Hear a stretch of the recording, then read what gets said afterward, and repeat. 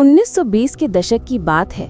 दिल्ली के एक पुराने मोहल्ले में अर्जुन और मीरा अपनी शादी के बाद एक शांत और बड़े हवेली में रहने आते हैं।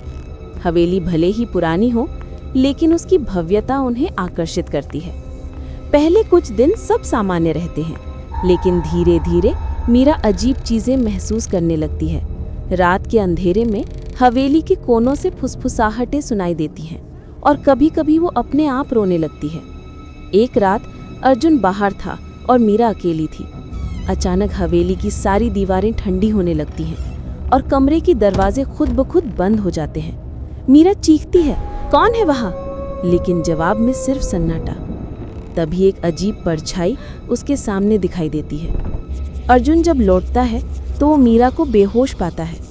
उसे समझ आता है कि कोई दुष्ट आत्मा हवेली में बैठी है। गांव के तांत्रिक को बुलाया जाता है।